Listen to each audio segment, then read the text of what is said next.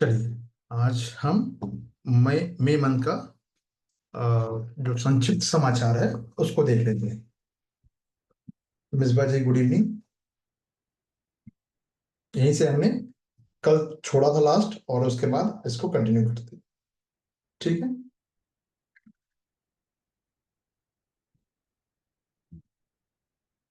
वित्तीय धोखाधड़ी जोखिम सूचक यानी फाइनेंशियल फ्रॉड है, रिस्क इंडिकेटर्स, ये टॉपिक है हमारा आज का।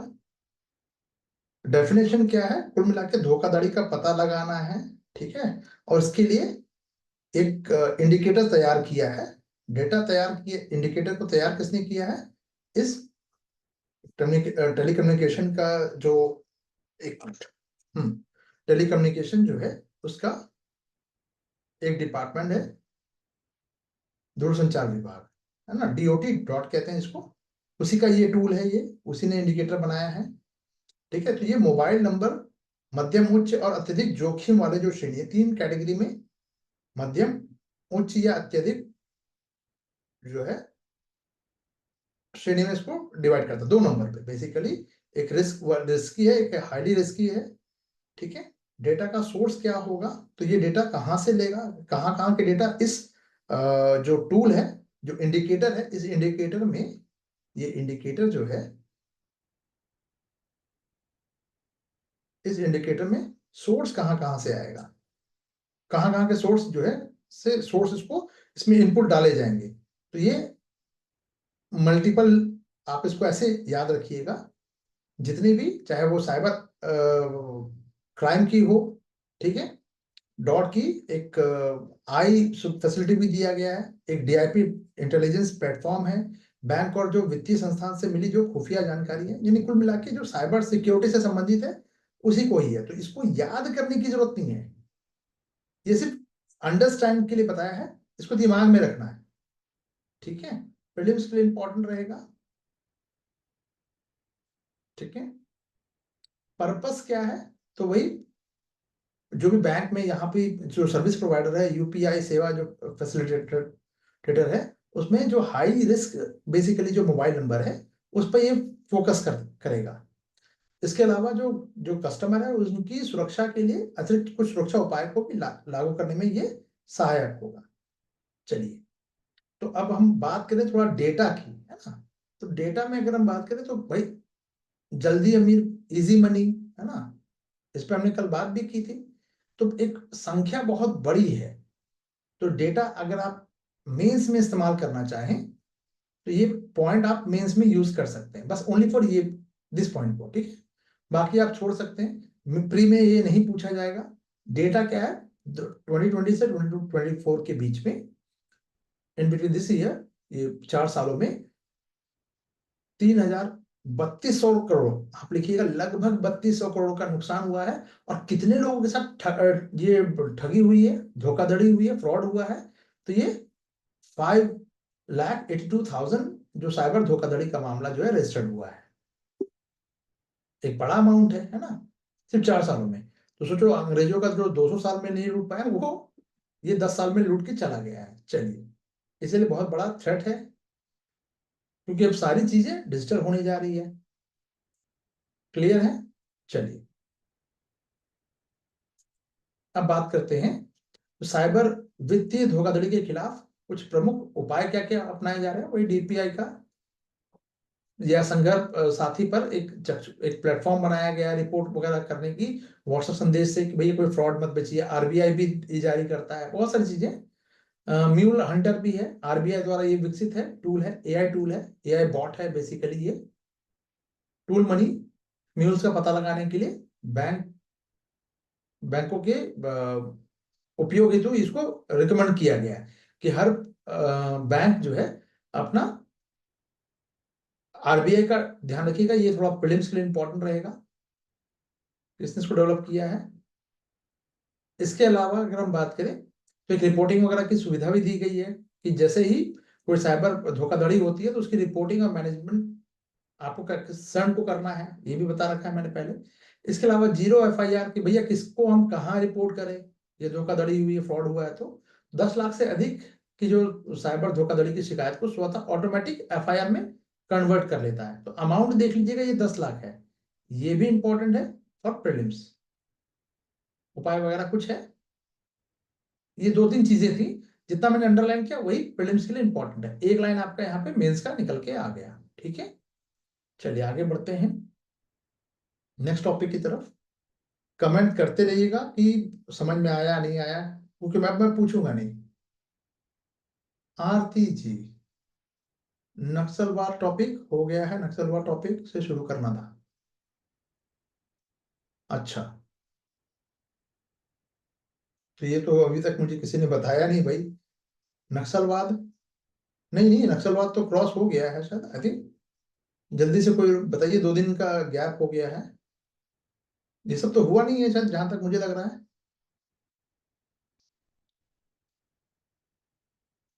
अच्छा, पेज नंबर 88 है, अरे वाह, आप लोग तो यार बड़े वो चतुर चालाक निकले।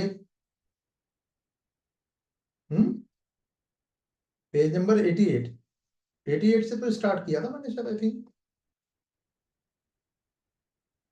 नक्सलिज्म से स्टार्ट करना था, ये तो हो गया था ना।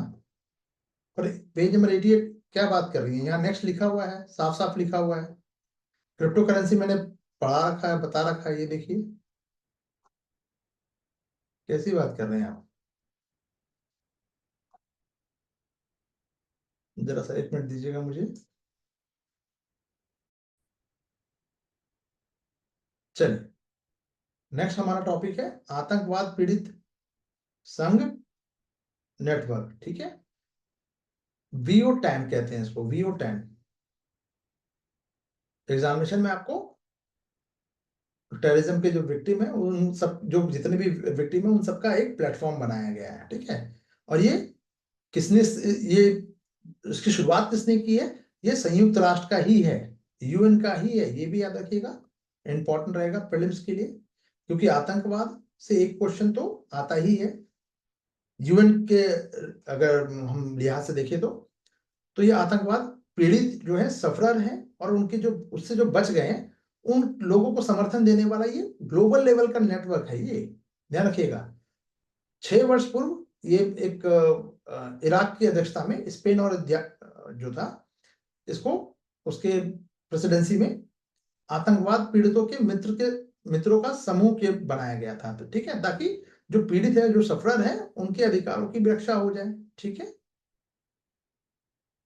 उत्पत्ति की बात करें तो ये बेसिकली 2022 में UN global Congress on victim of terrorism का ही एक सम्मेलन हुआ था, एक ऑर्गेनाइज कॉन्फ्रेंस हुआ था, और उसी में ही ये निकल के आया सामने। इंपॉर्टेंट इसीलिए है, प्रीलिम्स लिख दिया मतलब 2026 के लिए, यूपीएससी के लिए इंपॉर्टेंट हो गया। ठीक है, तो बचे हुए लोगों के लिए एक संरक्षित मंच उपलब्ध करवाया, सीधी सी बात है। फंड कौन कर रहा है, ये इंपॉर्टेंट है, वो कर रहा है स्पेन। ठीक है, तो जब आप रिवीजन करोगे, जैसे मैं कर रहा हूं, बस आप उसको देखते जाओगे कि हाँ ये एक संगठन है। चाहे तो उसको बगल में आप अपना हाथ से भी लिख सकते हैं, और शॉर्ट करने के लिए कि भाई ये, आप इसको देखिए, अगर मैं आपको बताऊं, यूएन का है। दूसरा, कब निकल के सामने आया? 2022 में। सपोर्ट कौन कर रहा है? स्पेन। इतना छोटा में हो गया, यानी एक पेज में तुरंत कवर हो गया। और ये कुछ चीजें अपने आप, जैसे आपको ये लिखने की, अब आप बोलोगे नहीं सर ये तो इसका हमने पर्पस नहीं लिखा, या नाम ही लिखा हुआ है ना, फुल फॉर्म देखो, विक्टिम ऑफ टेररिज्म, तो उनके लिए ही बनाया गया है। ठीक है, तो ऐसे आप इसको नोट मेकिंग कर सकते हैं। ये मैंने आपको आइडिया दिया है, ये मैं आप लोगों को पढ़ा भी रहा था, अगर आपको याद हो तो, एक शॉर्ट पेज करके। लेकिन आप लोगों ने उसको बहुत ज्यादा कहा, मतलब सराहा नहीं, है ना, आप लोगों को पसंद नहीं आया। मैंने कहा चलो ठीक है, फिर पुराने तरीके में चलते हैं, ताकि बच्चों को आइडिया लगे। ठीक है, पढ़ना तो एटलीस्ट आपको ही है। चलिए, भगवास्त्र। ठीक है, ये स्वदेशी क्या, ये भगवास्त्र है क्या भाई? तो एक एंटी ड्रोन है, ये डेवलप किया है वही स्वदेशी रूप से भारत ने किया है, भगवास्त्र है ना। तो कम लागत पे, बहुत ही कम लागत पे है ये ड्रोन स्वाम समूह को निष्क्रिय करना, यानी कि ठीक है, जो भी हाई स्किल अप्रोच का यूज करके ड्रोन का जो समूह है उसको डीएक्टिवेट करना है, उसको ड्रोन को उड़ा देना है, एक तरह से एंटी ड्रोन है एक तरह से, मतलब बंदूक गुलेल की गोली मारी उसको कैटी से और ड्रोन नीचे आ जाएगा। ठीक है, तो किसने डेवलप किया है? SDAL ने, solar defence and aerospace limited ने। प्रीलिम्स के लिए इंपॉर्टेंट, बहुत इंपॉर्टेंट, क्योंकि अब तो यही सब क्वेश्चन बनने वाला है। भगवास्त्र और जितनी भी ड्रोन टेक्नोलॉजी है उसी से रिलेटेड है, और सिक्योरिटी से संबंधित क्वेश्चन यूपीएससी में अब ज्यादा देखने को मिलेगा आपको, ये भी ध्यान रखिएगा। दो लेवल पे ये काम करता है बेसिकली। पहला जो उसका लेवल है वो एक 1.20 मीटर तक एक रेडियस में कहीं भी घूम के मार सकता है, और दूसरा जो है ये गाइडेड माइक्रो मिसाइल सटीक हमले के लिए है, दो लेवल पे। ठीक है, तो ये इसकी रेंज कितनी है, मतलब ये इसका साइज क्या है, दो दो लेवल पे काम करता है ये। ठीक है, आसपास में जैसे आप ऐसे समझिए, ये आपका ऑब्जेक्ट है, ड्रोन उड़ रहा है। ठीक है, इस ड्रोन को मुझे गिराना है, ये 2.5 मीटर तक यहां तक आ जाएगा, 1.2 मीटर तक त्रिज्या का, मतलब ये है इसका रेडियस।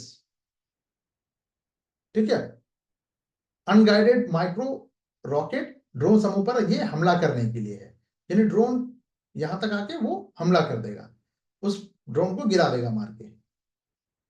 और दूसरा गाइडेड जो है वो प्रिसीजन के साथ आता है। रेंज की बात करें तो ये 2.5 किलोमीटर तक का आइडेंटिफाई कर लेगा उसको दूर से ही, और कितना दूरी तक जा सकता है ये, 2.5 किलोमीटर तक तो की दूरी से ये पहचान आइडेंटिफाई कर लेगा कि आरती जी आ रही है, आरती जी का ड्रोन आ रहा है। ठीक है, और कितनी दूरी तक ये पहचानने में सक्षम है रडार पर? ये 6 से 10 किलोमीटर है। आउटस्टैंडिंग। अब इसकी रेंज और बढ़ जाए तो और भी अच्छी बात है। तो आप लोगों को याद होगा, मैंने एक लाइन बताई थी आप लोगों को कि अब आने वाले 5 साल के बाद आप देखिएगा एयर फाइटर जेट वेट सब खत्म। क्यों? क्योंकि राफेल भी अब कह रहे हैं, फ्रांस भी कह रहा है कि भैया हम आके यहीं लगा देंगे राफेल का, सब टेक्नोलॉजी ट्रांसफर भी कर देंगे। कोई कंट्री करने को तैयार नहीं होता है, वो भी करने, क्योंकि उसकी अब यूटिलिटी 5 साल बाद खत्म हो जाएगी। तो जितना बेच सकते हैं बेच लो।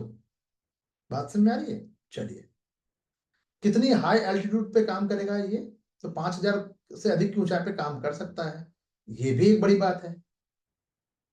जैमिंग भी कर सकता है, स्पूफिंग भी, जैसे सॉफ्ट स्किल विकल्प भी इसमें शामिल कर सकता है, ये भी खास बात है इसमें। कुल मिला के ये नेटवर्क के जो इसका जो नेटवर्क होगा, ये सेंट्रल एकदम युद्ध में वॉरफेयर जो थिएटर है उसमें एकदम सेंट्रलाइज्ड होगा ये। C4I जिसको कहते हैं, कमांड सेंटर से ये ऑपरेट हो जाएगा। इसके लिए आपको पीछे पीछे भागने की जरूरत नहीं पड़ेगी। कमांड सेंटर में बैठिए, उसको गाइड कीजिए कहाँ मारना है। रडार ने मान लीजिए कि इसको ऐसे समझा देता हूं ताकि याद करने में आसानी रहेगा। ठीक है, ये आरती जी बैठी है ऑपरेशन में। ठीक है, ये एक आ गया आपका मिसाइल आ गया। ठीक है, रडार, ये रडार है, रडार ने इनको सिग्नल दिया कि देखो यार एक जो ड्रोन है ये आ रहा है। आरती जी ने क्या किया, तुरंत एक ड्रोन को भेजा इसके पास। ये रडार है, रडार ने तुरंत सिग्नल दिया, इन्होंने तुरंत रवाना किया कि अपना एंटी ड्रोन लॉन्च किया, मिसाइल को डिटेक्ट करेगा और मारेगा। कितने ऊपर तक जा सकता है ये? 5,000 मीटर ऊपर तक। ठीक है, कितनी दूरी से ये खुद भी देख सकता है, जैसे मान लीजिए हवा में उड़ रहा है, आरती जी ने चलो ऐसे ही देख रखा है, ऐसे ही उड़ा रही है कि चलो सर्विलेंस किया जाए, तो 2.5 किलोमीटर पहले से खुद ही देख सकता है ये। रडार से तो देख, रडार से तो ज्यादा दूर से है ना, 6 से 10 किलोमीटर तक देख सकता है, लेकिन ये ड्रोन के अंदर भी रडार लगा हुआ है, ड्रोन के क्योंकि ये डिटेक्ट करेगा तभी तो उसको डिस्ट्रॉय भी करेगा। समझ में आ गया? क्लियर है? चलिए, MIGM ये भी इंपॉर्टेंट ही है। ठीक है, DRDO ने डेवलप किया है। ये क्या है बेसिकली? ये भारतीय नौसेना का है, स्वदेशी विकसित है। बेसिकली एक माइन है, multi influence ground mine, ground mine है ये। ठीक है, तो ग्राउंड माइन का मतलब क्या हुआ? तो ये दिखेगा नहीं सर इसकी। अच्छा, इसकी खासियत क्या है कि स्टेल्थ जहाजों और पनडुब्बियों के विरुद्ध नौसेना का मजबूत क्षमता को, कैपेसिटी को मजबूत किया है।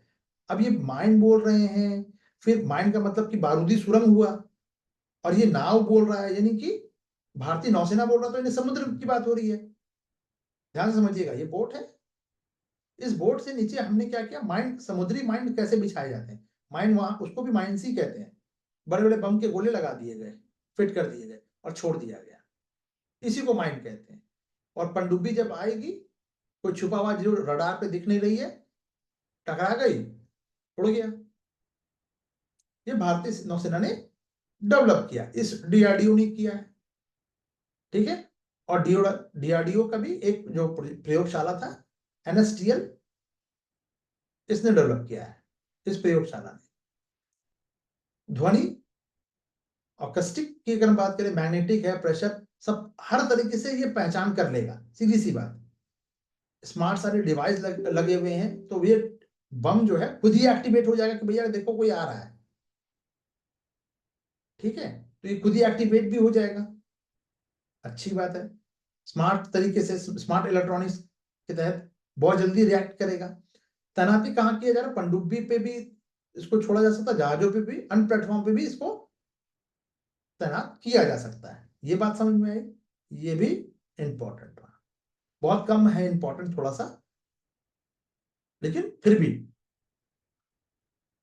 आप, डीआरडीओ ने डेवलप किया तो इसको थोड़ा सा कर लीजिए। चलिए, बहुत ज्यादा इंपॉर्टेंट नहीं है, मैं क्लियर कर रहा हूं, ये वाला टॉपिक बहुत इंपॉर्टेंट नहीं है, पर 1% भी चांस है तो मैं जाऊंगा, है ना। चलिए आगे बढ़ते हैं। हॉक आई, बाज की नजर, 360 टेक्नोलॉजी, ये बहुत इंपॉर्टेंट, अमेरिका ने दिया है भारत को हॉक आई 360 तकनीक बेचने की अनुमति दी, मतलब अमेरिका ने अपने, उनकी गवर्नमेंट ने दे दिया कि हाँ बेच दो, भारत की निगरानी क्षमता बढ़ सके, ठीक है, अच्छी बात है। अब देखो ये हॉक आई, हॉक मतलब बाज ऊपर से उड़ रहा है, क्या मतलब क्या है भाई, ये है क्या टेक्नोलॉजी। देखो ये है पृथ्वी, यहाँ पे है भारत, ठीक है। तो भारत के ऊपर का आसमान जो है पूरा, तो अब आपको अंतरिक्ष में जाना पड़ेगा, पहले समझना, यानी लियो अर्थ ऑर्बिट पे जाना होगा, जहां सेटेलाइट हम लोग स्थापित करते हैं। लियो में जाकर 3 उपग्रहों का एक क्या है, समूह है, 3 सेटेलाइट का एक समूह है, जो काम करता है रेडियो फ्रीक्वेंसी का, ये आइडेंटिफाई करेगा किस जगह पे है, क्या है, ताकि कौन जहाज आ रहा है, नहीं आ रहा है, कोई हमको ट्रैक तो नहीं कर रहा, मालूम चला इसी को कोई उड़ा दे, बहुत सारी चीजें हैं ना। तो ऐसे जहाजों का पता लगाना जो संवेदनशील क्षेत्रों में ट्रैकिंग से बचने के लिए एआई बंद कर देते हैं, एआईएस को, यानी अपने रेडियो सिग्नल को बंद कर देते हैं, तो उसको भी आइडेंटिफाई कर लेगा। हिंद महासागर में भी समुद्री डोमेन जागरूकता को मजबूत करना, यानी कि पानी में भी देख लेगा, भाई सैटेलाइट है ना, ऊपर में बैठा हुआ है, अवैध कोई मछली पकड़ रहा है तो उस, या नौका निगरानी संचालन है वो भी करने में मदद हो जाएगी। टेक्नोलॉजी किसकी है, अमेरिका की, कौन खरीद रहा है, भारत, क्लियर है, ये इंपॉर्टेंट है। चलिए, ईगला एस, नाम सुना ही होगा आप लोगों ने, ये बेसिकली क्या है, ये रशिया का से मिसाइल प्राप्त हुई, नाम है ईगला एस, ठीक है। तो ये ड्रोन, हेलीकॉप्टर, जेट्स को शॉट डाउन करने के लिए बनाया गया, रशिया का है, ठीक है। मैन पोर्टेबल है, यानी कंधे पे एक आदमी उसको लगाए, और सैम मिसाइल की तरह है, ध्यान दीजिएगा, सतह से, सरफेस टू एयर मिसाइल है, सरफेस टू एयर मिसाइल है, यानी यहां पे बैठे हुए हैं,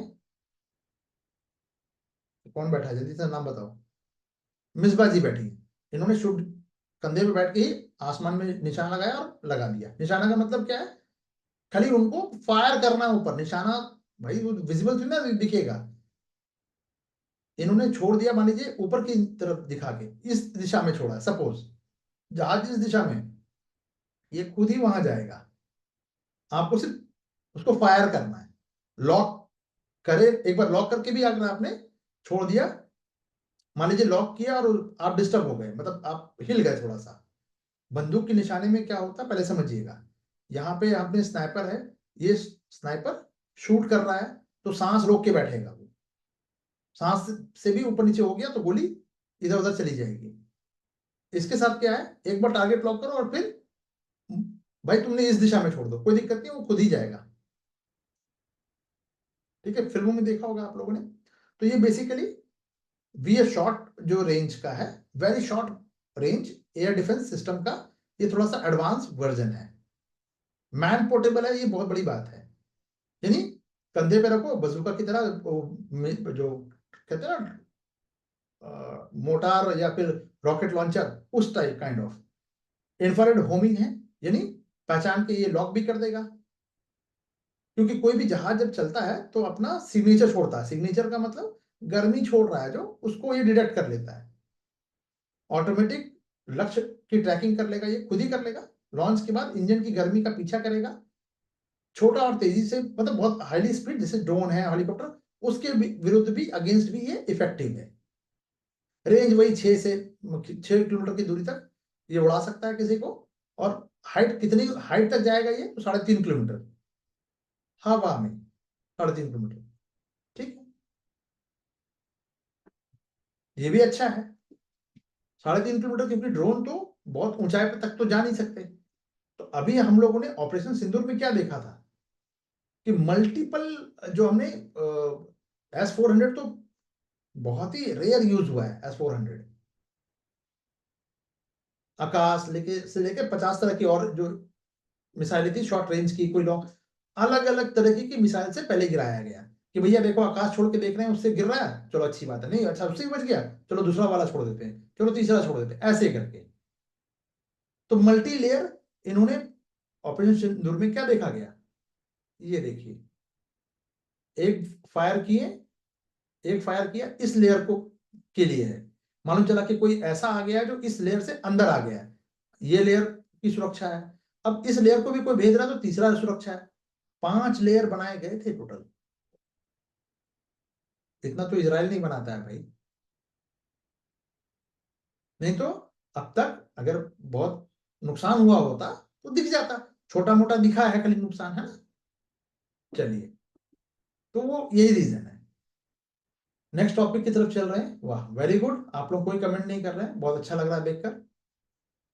ऑपरेशन हॉक, अब देखो यहाँ पे एक हॉक, तो यहाँ पे ऑपरेशन हॉक है, ये ऑपरेशन हॉक नाम दिया गया है। और यहाँ पे एक ऑपरेशन ए आपका हॉक i360 है। दोनों में अंतर है, ये टेक्नोलॉजी है। अब यहाँ पे मैंने ट्रिपल स्टार लगा रखा है। अब ये भी, यहाँ भी ध्यान दो, अब आपसे यूपीएससी थोड़ा सा ग्रे एरिया हो गया, ये मिला के पूछ लेगा अलग से करके, मतलब आपको कंफ्यूज करेगा वो, अगर आपने ध्यान नहीं दिया तो गए।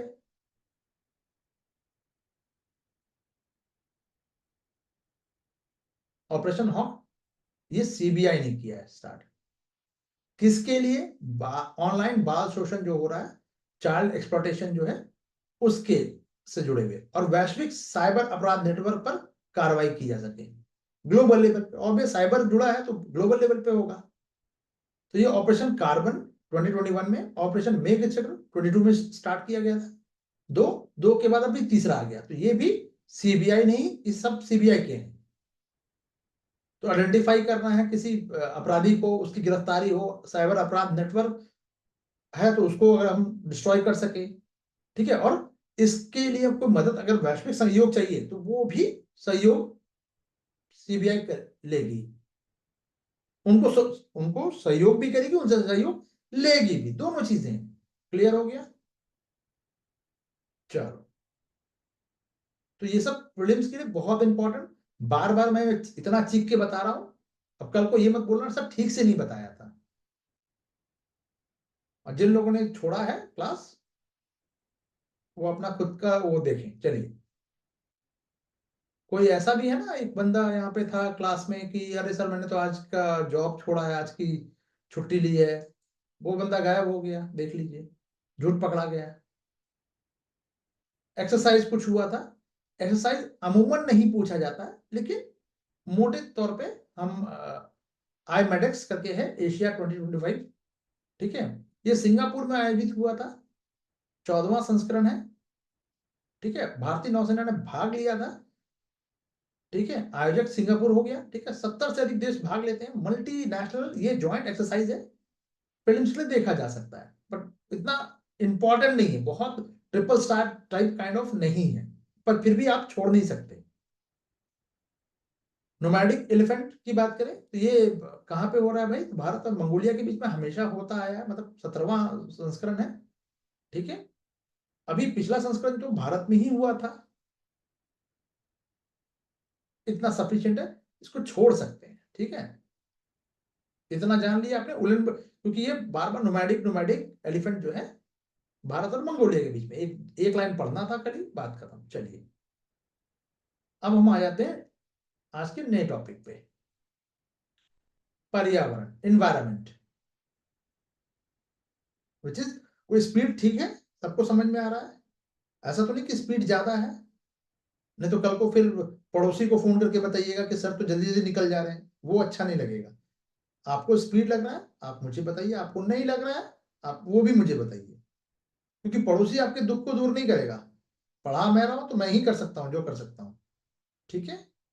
चलिए, एनवायरनमेंट में बेसल, रॉटरडम और स्टॉकहोम, जो स्टॉकहोम कन्वेंशन था 2025 का, उसके पक्षकारों का एक सम्मेलन हुआ, कॉन्फ्रेंस हुआ है, ठीक है। तो 17वीं 12वीं बैठक, ठीक है, बहुत सारा कन्वेंशन लगातार जिनेवा में ही हो रही है, इसीलिए बहुत लाइमलाइट में रहा।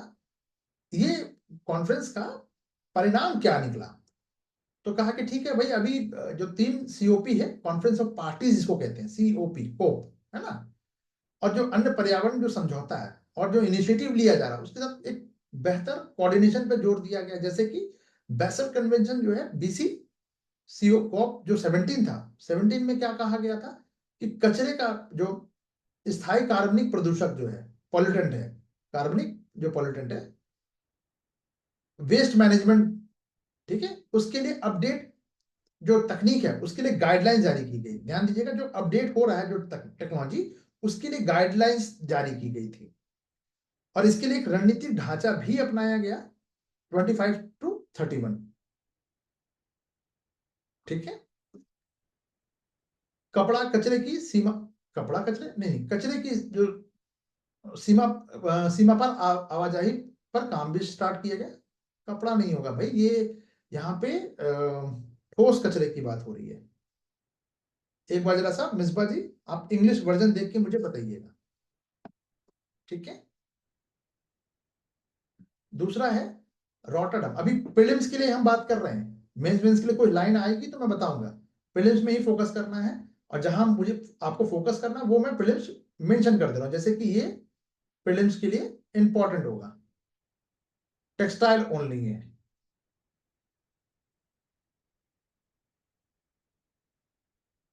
कपड़ा, कचरा क्यों लिखा है? वेस्ट, कपड़े का क्या सेंटेंस, क्या है पूरा सेंटेंस, क्या है? टेक्सटाइल वेस्ट, अच्छा, अरे यार, चलिए इसको ना आप टेक्सटाइल ही लिखिएगा, यहाँ पे एक वर्ड को थोड़ा सा ठीक कीजिए अपने बुक में, कपड़े की जगह लिखिए टेक्सटाइल, टेक्सटाइल वेस्ट, ठीक है। अब इसकी हिंदी नहीं निकल पा रही है तो अब क्या करूं मैं, चलिए हिंदी में आप टेक्सटाइल लिख सकते हैं, इसमें कोई दिक्कत नहीं है। रॉटरडम कन्वेंशन में क्या हुआ है, ये कोप 12 में हुआ था, इसमें एनेक्सर जो थर्ड में 2 रसायन और जोड़ दिया गया। अब देखो ये बहुत बड़ी बात है, क्यों? यहीं पे आप फंसोगे प्रीलिम्स के लिए, ये कोई देख के नहीं जाएगा, क्यों? क्योंकि 2 नया, मैंने आप लोगों को यूपीएससी में क्या बताया, कोई भी चीज लंबे समय से चली आ रही है, कोई चेंजेस नहीं है, यूपीएससी कभी इंटरेस्टेड ही नहीं रहेगा पूछने के लिए, पर कुछ नई चीजें ऐड की गई है, कुछ चीजें निकाली गई हैं, तो फिर वो नया हो गया। तो क्या निकाली गई है या क्या एड ऑन की गई है, इंपॉर्टेंट बन गया आपके लिए। तो कार्बोसल्फान ये कीटनाशक है, और एक फेनिथियन, फेनिथियम, ठीक है, ये 2 जो है ये एड ऑन, ये बहुत इंपॉर्टेंट है, याद रखिएगा।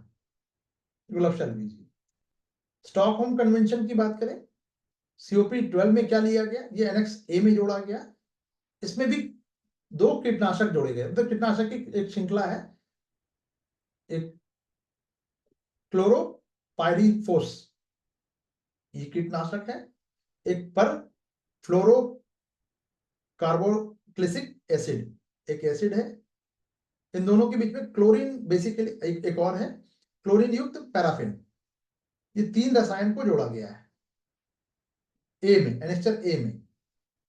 तो अब दिमाग में आरती जी को लग रहा है कि सर ये तो नाम ही याद नहीं होगा। वेरी गुड, चलिए एंडोसल्फान नाम सुना आरती जी आपने?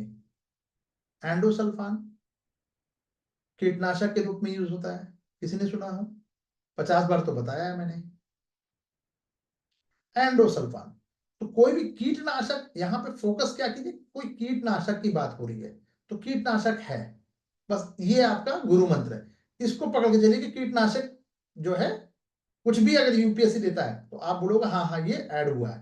क्योंकि अब यहां समझिएगा, पहले इसको मैं इसलिए आराम से समझा दे रहा हूं, जरूरत इस बात की समझने की, ये किसी को याद रहेगा किसी को नहीं रहेगा।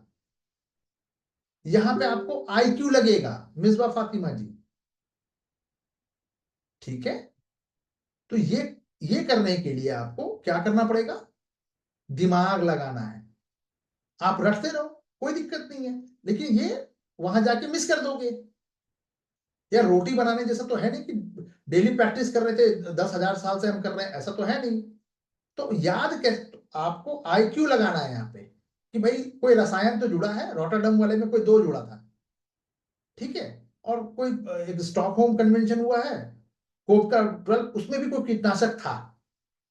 तो जब भी कोई कीटनाशक देगा यूपीएससी कभी नाम तो देगा वो, आपको उसको सही करना है, मतलब कि हाँ ये था। ये बात समझ में आई सबको? आपको जैसे फिर ऐसे समझिए, आपको याद ही नहीं कि क्या नाम है, एग्जाम में आ गया रॉटरडम कन्वेंशन पे कुछ नाम दे दिया उन्होंने रसायन का, आपको उसको यस टिक करना है बिना पढ़े। अब मिसबा जी मुझे क्रॉस चेक करेंगी क्योंकि उन्होंने काम कर रखा है इस पे। मुझे बताइए मिसबा जी, क्या कभी जो केमिकल का नेम है, कभी भी 15 साल में, कम से कम 2011 से 2025 में कभी भी गलत दिया है इन्होंने? केमिकल का नाम कभी नहीं दिया है। क्यों? क्योंकि आप इतने डरे हुए रहते हैं, बस वो आपका कॉन्फिडेंस चेक कर रहा है यहाँ पे। उसको भी पता है भाई, आप जब आईएएस बन जाइएगा घंटा आपको ये नाम का कोई सेंस बनता नहीं है। खासतौर पे आपके डिस्ट्रिक्ट में, हाँ कोई मास लेवल पे कुछ इस केमिकल से, कोई भी एक्सवाइजेड केमिकल से बहुत नुकसान हो जाता तो आपको ये जानना होगा, अदरवाइज क्या मतलब है? तो सिर्फ आपको, जी बिल्कुल, तो कैटेगरी कैटेगरी इंपॉर्टेंट है। Getting my point?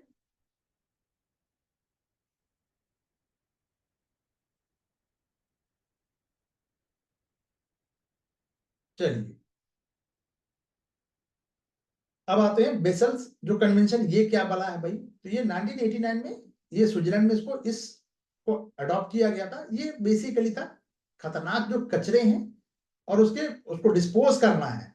तो भाई उसकी सीमा पर पार, अगर आप उसको आपके यहाँ पे है, आप मान लीजिए पाकिस्तान भेज रहे हैं, ये नहीं कर सकते आप। तो भारत ने भी साइन कर रखा है, हाँ भैया हम भी नहीं करेंगे। साइन करने का मतलब कि ये काम हम नहीं करेंगे। अगर खतरनाक कोई यूरेनियम है उसको डंप करना है, हम पाकिस्तान के साथ जाकर डंप नहीं कर देंगे, ऐसा नहीं कर सकता भारत भी। तो मानव स्वास्थ्य पर्पस क्या है इसका, ये कन्वेंशन का, कि मानव स्वास्थ्य और पर्यावरण के लिए जो भी हानिकारक कचरे से बचाना था, ठीक है? और जो डोमेस्टिक और जो प्लास्टिक सहित इस खतरनाक कचरे की एक विस्तृत श्रृंखला को ये कवर कर लेता है, यानी वो डोमेस्टिक लेवल पे घरेलू कचरा जो भी उत्पन्न हो रहा है, इसके अलावा प्लास्टिक भी इसमें इंक्लूड किया गया है। और ये कचरे को आप कहीं एक्सपोर्ट नहीं कर सकते। जैसे विकसित राष्ट्र जो है, ध्यान दीजिएगा, डेवलप गुजरात के एंगल में ये सबसे ज्यादा, एक तो कोलकाता में आता है और दूसरा गुजरात में आता है, बंबई वाले में नहीं आता है। मुंबई जो आपके नाम से जाना जा रहा है, मुंबई में नहीं आता है ये, नवाशेवा पोर्ट पे, बट यहाँ आता है।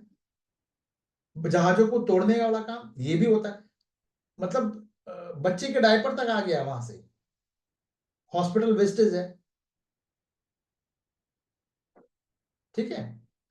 तो सीमा पार कचरा नियंत्रण के लिए, कि अमेरिका जो विकसित राष्ट्र है भाई, वो गरीब देशों में अपना कचरा भेजता रहता है, हमारे यहाँ पे नई नई बीमारियां होती रहती हैं। तो खतरनाक कचरे को अंतर्राष्ट्रीय स्तर पर निर्यात करने से पहले किसको सूचित करना पड़ेगा? पूर्व सूचित सहमति की आवश्यकता होती है। तो फोकस क्षेत्र क्या है कि हाँ, यही टेक्सटाइल वेस्ट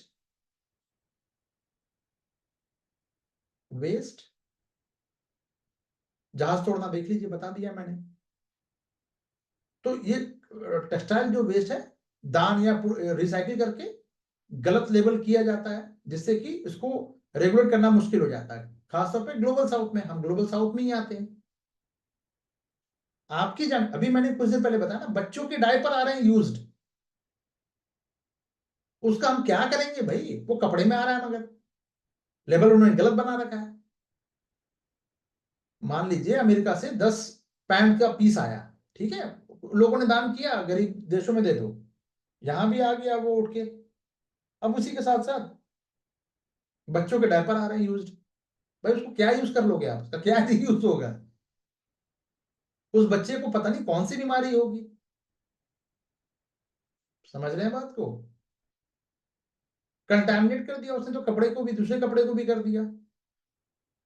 अलग तरह की कलर, 10 तरह की जो मटेरियल होती है कपड़े में, सिर्फ वो धागा हम लोग जो शर्ट पहन रहे हैं सिर्फ वही नहीं है,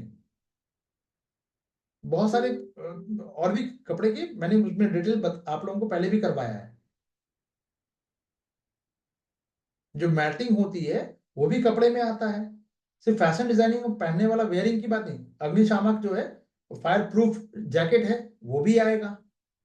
किसी केमिकल से बचना है उसके लिए भी आएगा। अंतरिक्ष में जो जाने के लिए सूट बनता है वो भी कपड़े में आ रहा है। समझ रहे हैं आरती जी? और दूसरा, जहाज तोड़ने की बात,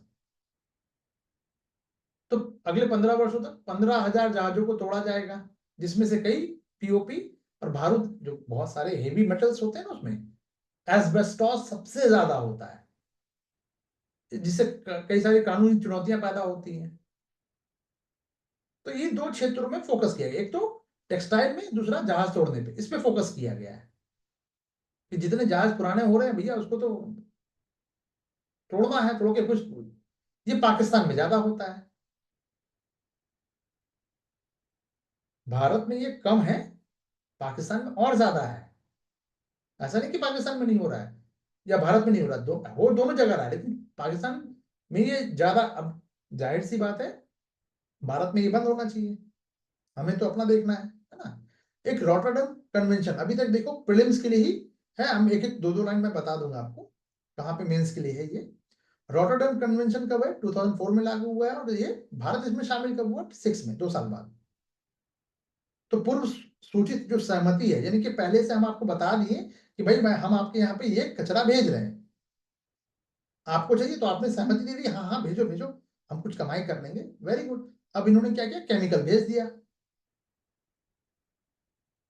10 तरह के कपड़े, टेक्सटाइल वेस्ट बोलकर की, ऐसा नहीं कि जो शर्ट बनाने वाली कंपनी थी, जो दर्जी ने काटा कतरन बच गया, वो भेज रहे हैं ना, वो नहीं भेज रहे हैं, उसमें बहुत सारी चीजें शामिल है।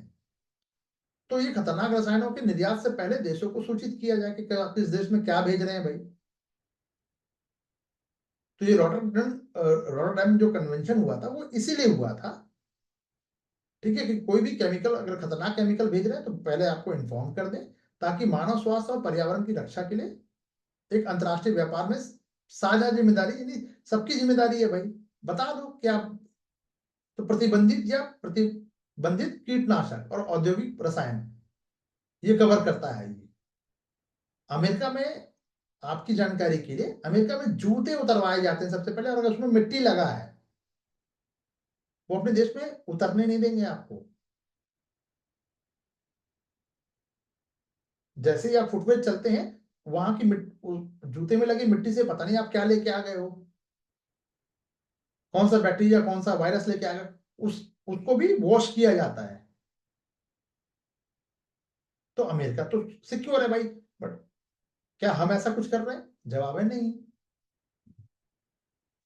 तो कुछ पदार्थों के बारे में साझा जानकारी आप साझा करके करने के लिए निर्यातकों की आवश्यकता होती है, जो भाई जो एक्सपोर्टर है, बता दो उसको कि रसायनों पर प्रतिबंध नहीं लगाता, बल्कि सूचित निर्णयों में मदद करता है। यानी कि भाई आपको बता दिया गया कि देखो, निर्यात में प्रतिबंध नहीं है, लेकिन आप बता तो दो कि आप भेज क्या रहे हो, ठीक है। तो मुद्दा क्या है यहाँ पे, देखो जैसे कि मिथाइल ब्रोमाइड है, पारा है, क्लोरोपाइरिफोस है, ये सब 8 खतरनाक रसायनों को लिस्ट किया ही नहीं गया है। ये तो नाम फिल्म्स के लिए याद रख लेना, ये आपको रखना पड़ेगा, छोटा सा नाम है। व्यापारिक चिंताओं के कारण उत्पादक देशों का विरोध हो जाए, ये भी मुद्दा है, विरोध तो होता ही है। सख्त संधियों की बात करें तो मॉन्ट्रियल प्रोटोकॉल है, मिनीमाटा जापान वाला, मछली ही पूरे पारा से ग्रसित हो गई थी, और बीमार हो जाओ। स्टॉकहोम कन्वेंशन के साथ ओवरलैप करने के कारण ये देरी हुई, ये मुद्दा है। अब ये मुद्दे जो हैं ये आपके मेंस में काम आएगा, ठीक है। तो स्थायी जो कार्बनिक प्रदूषण है, पीओपी, उस पर स्टॉकहोम कन्वेंशन कहता क्या है, 2001 में इसको अपनाया गया इस, और भारत वही 2004 में लागू हुआ। भारत ने इसको सपोर्ट भी कर दिया, कि लागू भी किया, प्लस हमने कहा कि भाई अनुसमर्थित भी किया, वेरीफाई भी कर दिया, ठीक है चलिए। 2006 में पर्पस क्या था स्टॉकहोम का, कि मानव और वन्य जीव में जमा होने वाले लंबे समय तक रहने वाला जो रसायन है, स्वास्थ्य और पर्यावरण की दोनों की रक्षा करना, यानी ऐसी कोई चीज जो हम इनटेक कर रहे हैं वो लंबे समय तक मेरे पेट में पड़ी हुई है, खतरनाक होगा, या पर्यावरण में चला गया इकोसिस्टम में, तो भी प्रॉब्लमेटिक है। तो इनके बीच में मुद्दे क्या है, ये है हमारा मीन्स। जैसे ये जो एमसीसीपी जैसे जो जटिल रसायन है, उसको रेगुलेट करना बहुत मुश्किल हो रहा है। एमसीसीपी और क्लोरपाइरिफोस जैसे के लिए अत्यधिक जो छूट का अनुरोध किया जा रहा है, ये भी एक मुद्दा है। यूवी 328 में उद्योगों का गलत बयानी देखा गया, किसी में यूवी रेज है नहीं है, नहीं ठीक है, बहुत सारे विमान का इस्तेमाल किया गया।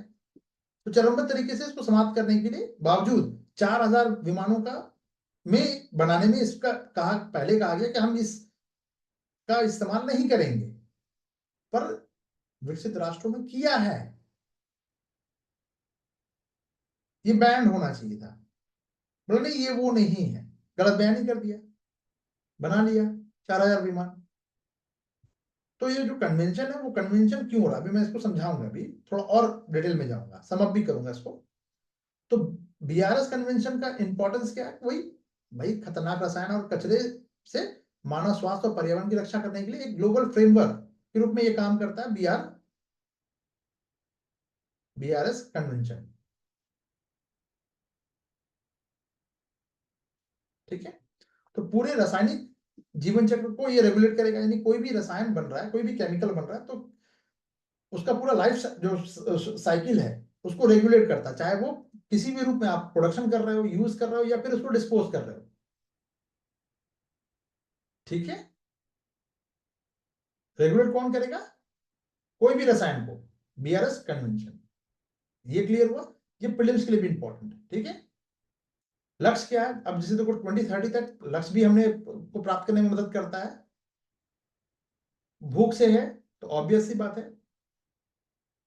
लक्ष्य 2 है, लक्ष्य जो 3 है हमारा, ये अच्छा स्वास्थ्य, लक्ष्य 6 है, ये हमारा स्वस्थ जल के लिए है, तो प्रदूषण को कम करोगे, सीधी सी बात है। अच्छा स्वास्थ्य तभी रहेगा जब खतरनाक रसायनों से कम बीमारियां होंगी। तो भाई रसायन जितना आप कम केमिकल वाला फूड खाओगे, जैसे बाहर जाते हो, वो क्या मलाई, कुछ वेजिटेरियन लोग हैं, आप में से कुछ लोग वेजिटेरियन भी हैं, वो लाल वाला चाप खाते हो मार्केट में, लाल लाल चाप, आहा बहुत मजा आया। चिकन बाहर का जो खाते हो रोस्टेड, मुझे तो बहुत पसंद है। वो लाल इतना क्यों दिखता है, और कलर हाथ से निकलने का नाम नहीं लेता, वो मालूम चला जो बना रहा है उसको, क्योंकि वो ग्लव्स यूज नहीं कर रहा है। अब जरा सोचो कि उसके हाथ हमेशा लाल रहते हैं, तो हमारे बॉडी के अंदर जाने के बाद वो क्या हालत करेंगे, जरा सोचो। आप कहोगे सर एक बार खाने से क्या होगा, खा के तो देखो, समझ में आए। चलो, तो लक्ष्य 11 क्या है, टिकाऊ सस्टेनेबल सिटी की बात हो रही है, यानी सॉलिड वेस्ट मैनेजमेंट होना चाहिए, एयर क्वालिटी इंपॉर्टेंट है वहां की। आप शहर बसा रहे हो तो ये भी भाई, शहर में साफ हवा भी तो चाहिए, फंडामेंटल राइट है आपका, है ना। जिम्मेदार उपभोग, लक्ष्य 12, सुरक्षित रासायनिक अपशिष्ट प्रबंधन, पुनर्चक्रण और पुनः यानी रीयूज, रिसाइकिल, रीयूज को ये बढ़ावा देगा। क्लियर कट, बात खत्म। ये 1 से लेकर 17 तक मैंने आपको पहले ही क्या रखा है, नो एक बट रटा हुआ होना चाहिए। कैसे रटोगे, कैसे नहीं रटना है वो आप देख लो। लिस्ट बनाओ, हाथ से लिखो, चिपकाओ, हाथ से लिखो, 4 बार लिखो, 4 बार चिपकाओ, ताला वाला फाड़ के फेंको, दूसरा चिपकाओ, तीसरा बार फिर लिखो, चिपकाओ, फिर उसको हटाओ, फिर चौथा बार लिखो, फिर चिपकाओ, हटाओ, अपने आप याद हो जाएगा। कुछ चीजों को करना पड़ेगा, कोई कॉम्प्रोमाइज नहीं। तो निष्कर्ष क्या निकल सकते हैं, ऑब्वियस है कि यार अदृश्य यानी हमें जो विजिबल नहीं हो रहा है वो दृश्यमान बनाए। बहुत इंपॉर्टेंट, देखो इन्वर्टेड कॉमा में जैसे विषयों, जो जो भी सम्मेलन जो रहे इस सब्जेक्ट पे, इस मैटर, इस टॉपिक पे, टाइटल पे, जो भी जो कॉन्फ्रेंस हो रहा है उसको अपडेट करने, भी अपडेट करना है कि और भी नए नए केमिकल आ रहे हैं तो उसको भी इंक्लूड करो। लोगों को और पर्यावरण को वास्तविक सुरक्षा सुनिश्चित करने के लिए पक्षकार यानी जितने भी सिग्नेचर करने वाले लोग हैं, मतलब देश कंट्री है, पक्षकारों को अनुकूलन यानी अडेप्टेशन और कार्य करना चाहिए। वास्तविक सुरक्षा तभी मानी जाएगी। क्लियर है। अब आते हैं जरा सा कुछ चीजों पे, ऐसे समझ लेते हैं इसको। आपसे क्वेश्चन क्या पूछा जा रहा है, ये देखिए हमें इसका क्वेश्चन है, ठीक है। खतरनाक रसायन और कचरे के प्रबंधन में बेसल रॉटरडम स्टॉकहोम कन्वेंशन की भूमिका का आकलन करना है। तो जो मुख्य मुख्य मुद्दा है वो उठा के आप डाल सकते हो। वैश्विक जो प्रवर्तन में यानी ग्लोबल लेवल पे जो इन्फोर्समेंट करना है, मैं उसकी इफेक्टिवनेस को क्या क्या चैलेंजेस जो है वो केटर कर रही है, थोड़ा लिमिटेड कर दे रही है, ज्यादा मत बढ़ो यार। वो हमारे विकास में चैलेंजेस क्या क्या है ये आपको देखना है। ये होमवर्क है आपका, आप देख लीजिएगा। अच्छा, मुझे एक बात और जाननी है आप लोगों से, थोड़ा सा टॉपिक से हट रहा हूं 1 सेकंड के लिए। जल्दी से बताइए कमेंट करके, जो लोग मतलब गुलफ्शा अलवी जी से सवाल है और मिसबा फातिमा जी से सवाल है, क्या आप लोग जो मैं चेक करके दे रहा हूं उसको दोबारा फिर उस पर काम करते हैं या नहीं करते हैं, कि रख देते हैं लिखकर कि हाँ सर ने दे दिया हमने पलट के देखा नहीं। चेक करते हैं, उसको फिर दोबारा लिखने की कोशिश करते हैं।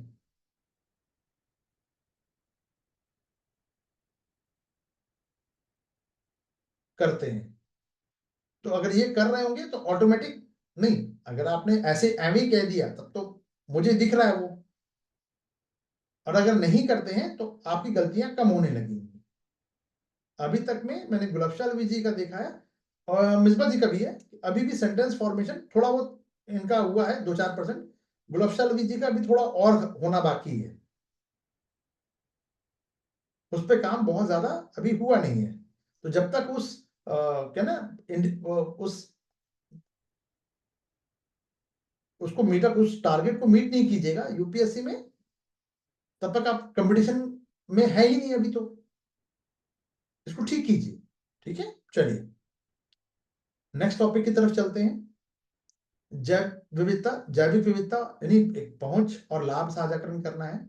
इसको रेगुलेशन वाला ये बेसिकली आया है, biological diversity access and benefit sharing regulation है ये।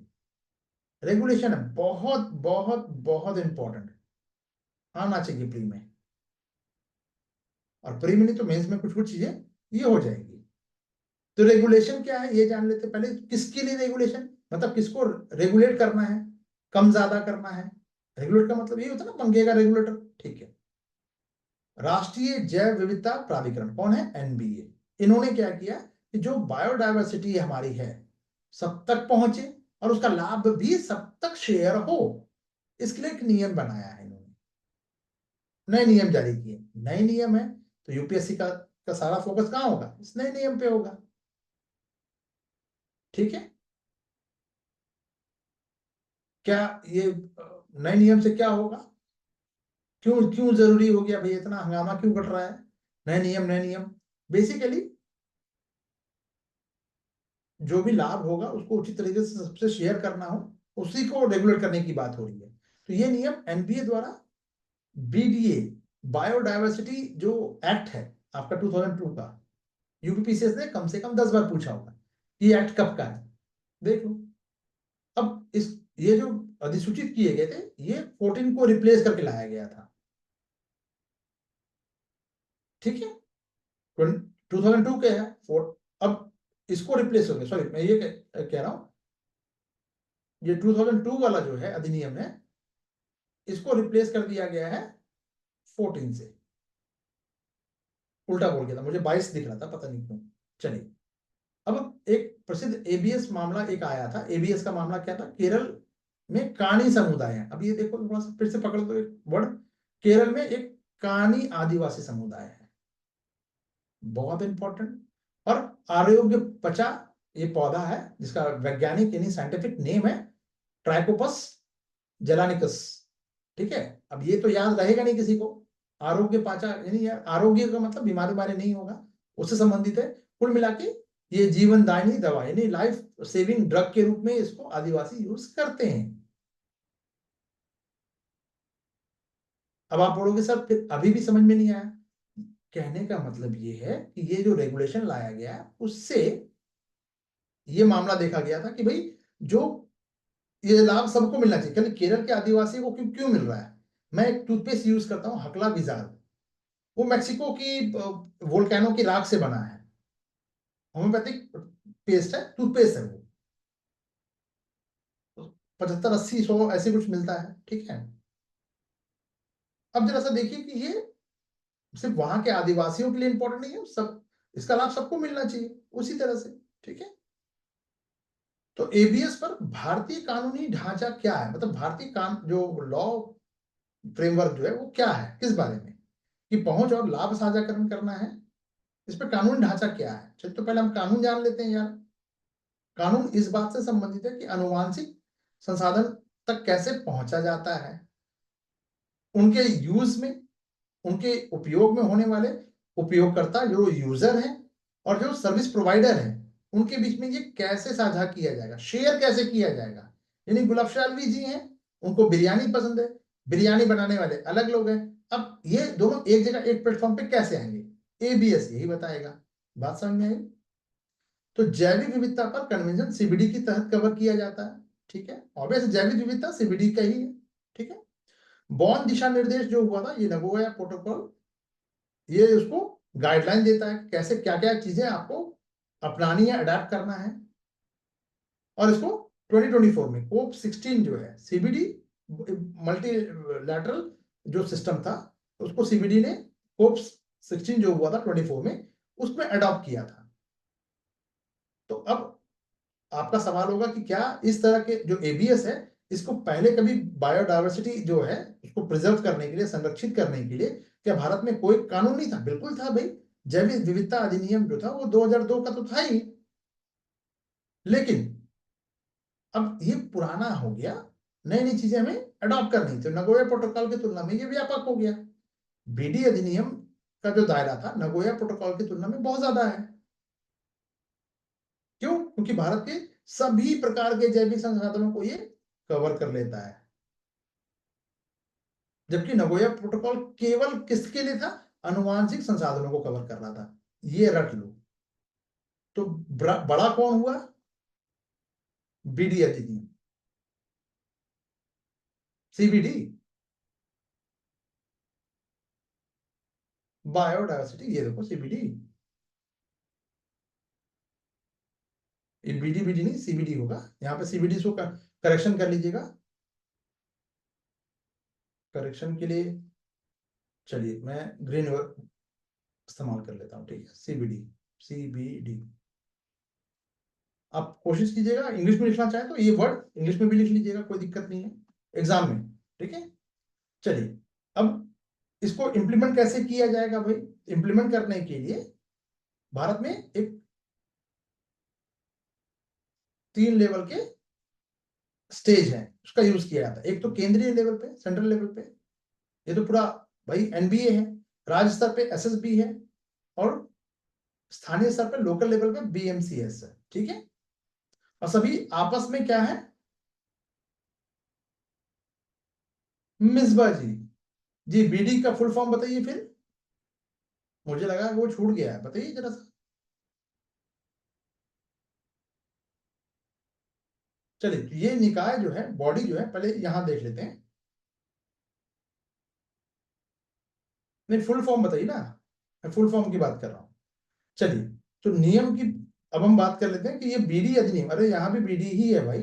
अरे बीडी क्या हो गया? सीबीडी ग्लोबल लेवल पे हो गया। हाँ तो फिर यहाँ थोड़ा सा गड़बड़ हो रहा है, एक मिनट, ये ठीक ही है भाई। हम्म, सीबीडी नहीं होगा यहाँ पे, इसको ठीक कीजिए, बीडी ही है, बीडी अधिनियम। हाँ, बीडी कहाँ पे है? ये बीडी अधिनियम, बीडी अधिनियम कहाँ मिस कर रहा हूं मैं?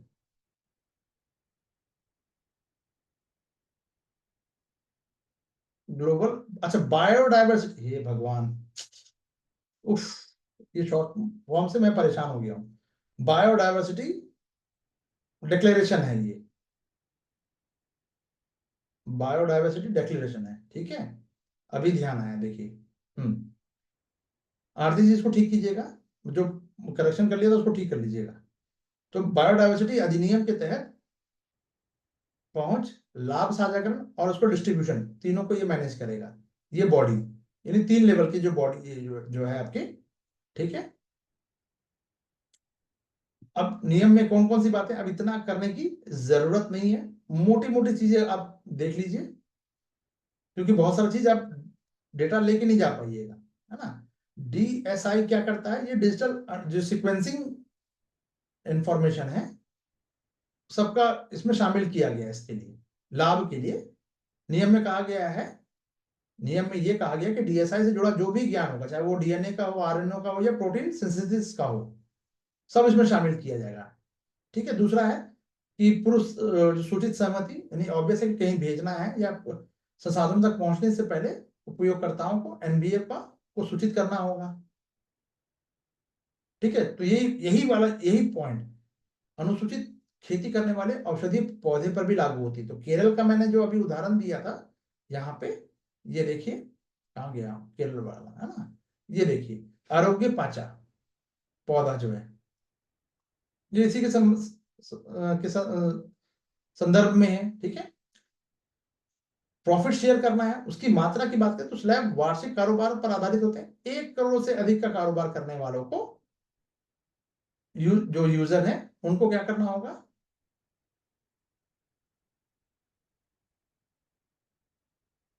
बायोलॉजिकल कन्वेंशन ऑन डाइवर्सिटी, ठीक है, बीडी।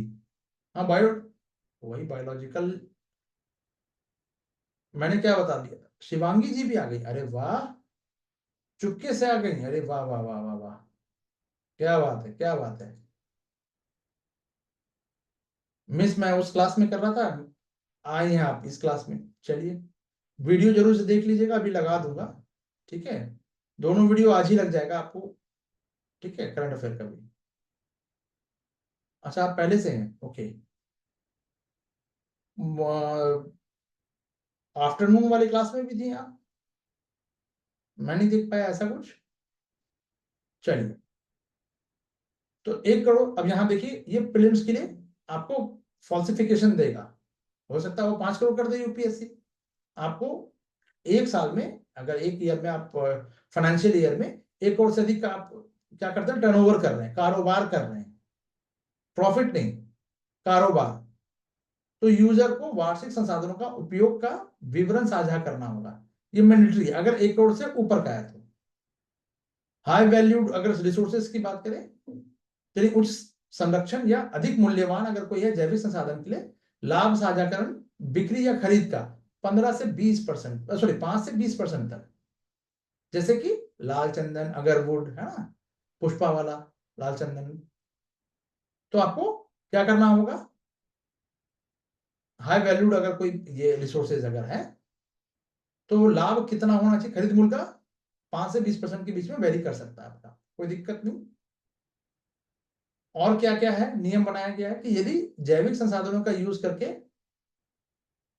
अगर आप रिसर्च कर रहे हैं, उसमें तो अनुसंधान को आप शेयर कर सकते हैं या ट्रांसफर कर सकते हैं सहमति के अनुसार। सहमति के अनुसार मतलब आप एग्री कर रहे हैं, तब एट दैट कंडीशन एनबीए को मौद्रिक या गैर मौद्रिक लाभ दिए जाने चाहिए, दो में से कोई एक। यानी मान लीजिए कि आप यार हम नहीं देंगे, अपना हमने कमाया है, ये मेरा पैसा है, हमने 10 करोड़ कमाया है सपोज।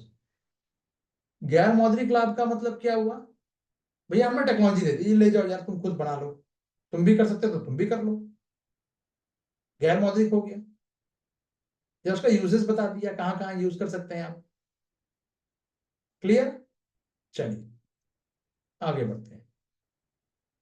आईपीआर व्यवसायीकरण के लिए लाभ साझाकरण, ठीक है, ऑब्वियस है। आईपीआर जो है इंटेलेक्चुअल प्रॉपर्टी राइट, इसको व्यवसायीकरण के लिए किया जाता है, प्रोडक्ट को आप करते हैं तो वार्षिक रूप से सकल एक्स फैक्टर छोड़ दिया जाए, फैक्ट्री बिक्री मूल्य जो है टैक्स वैक्स को छोड़कर 1% आपको कितना देना होगा, 1% आपको, अगर इसका साथ मतलब उसका जो भी आपको टैक्स, मान लीजिए कि 1 करोड़ का है, टैक्स काट कर टैक्स जोड़कर 1.5 करोड़ का होता है, ठीक है, तो 1 करोड़ में से एक 1 मतलब 1% इसका जो है ये आपको शेयर करना होगा, किसके साथ, एनबीए के साथ। ये रूल है और यही पूछा जाएगा, आज नहीं तो कल पूछा जाएगा। बोलिए क्यों? क्योंकि ये 26 के लिए नहीं, ये 27 के लिए भी इंपॉर्टेंट है, 28 के लिए भी इंपॉर्टेंट है, और ये तब तक इंपॉर्टेंट है जब तक कुछ इसको रिप्लेस करने वाला नया कोई कानून ना आ जाए, कोई रूल नया ना आ जाए।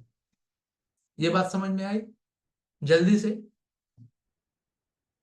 चलो, तो इंपॉर्टेंस क्या है यार, इंपॉर्टेंस सिग्निफिकेंस क्या होगा इसका? सोवरेनिटी की बात करें, रेगुलेशन की बात करें, तो ये थोड़ा सा लाभ आप सबको शेयर कर देगा।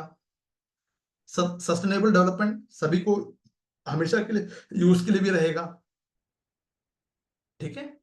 अनुवांशिक संसाधनों का मूल्य एक कम से कम फार्मास्यूटिकल या एग्रीकल्चर लेवल पे, जिससे उद्योग भी डेवलप होगा, ये भी इंपॉर्टेंट, इसका इंपॉर्टेंस नजर आ रहा है। बायोडायवर्सिटी को संरक्षण भी मिलेगा, क्योंकि लाभ आप नॉलेज शेयर कर रहे हो यहाँ पे, है ना, कि भैया इसको ऐसे बचाइए, इतना खेती कीजिए, ज्यादा खेती कीजिएगा तो नुकसान हो सकता है, या कम खेती, ठीक है, ये सारी चीजें इसमें कवर होंगी। स्वदेशी और स्थानीय समुदायों का सशक्तिकरण, जिन्हें जो लोग हैं उनको वो तो एम्पावर्ड होंगे ही, और हमारा देश, अगर लोकल लोग यहाँ पे एम्पावर्ड हो रहे हैं तो ऑब्वियस है कि हमारा देश भी एम्पावर्ड हो रहा है। स्वदेशी बड़ा लाओ, विदेशी भगाओ, है ना, काइंड ऑफ। चैलेंजेस क्या क्या है? सीमा पार संसाधन, यानी सीमाओं को पार करने वाले जो संसाधन है, पीआईसी और लाभ साझाकरण को बहुत ही कॉम्प्लेक्स बना देते हैं कई बार। यानी कॉम्प्लेक्सिटी कई बार इसका मतलब नियम कानून में कि भाई लाभ को अब हम शेयर कर रहे हैं दूसरे किसी सेकंड पार्टी से, थर्ड पार्टी से, तो वो थोड़ा सा कॉम्प्लेक्स हो जाता है। कमजोर क्षमता, यानी हमारे पास सीमित संस्थागत और मानव जो स्किल, कई बार ऐसा देखा गया है कि हाई जो स्किल्ड जो लोग हैं, जैसे कि मान लीजिए पान की खेती करने वाले, भाई मुझे नहीं पता, चाय की खेती करने वाले, भाई मुझे नहीं पता, मैं उसको टेक ओवर कर रहा हूं, तो मेरे अंदर क्या होगा, मैंने ओनरशिप तो ले ली लेकिन मुझे खेती करवाना या करना नहीं आया, तो ये भी देखा जाता है। पारंपरिक कानून की सीमित मान्यता, यानी कि पारंपरिक ज्ञान शासन जो है कानूनी और आईपी प्रणाली से पूरी तरह से इंटीग्रेटेड नहीं है, इस लाइन को आप पहले लिख सकते हैं चैलेंजेस में।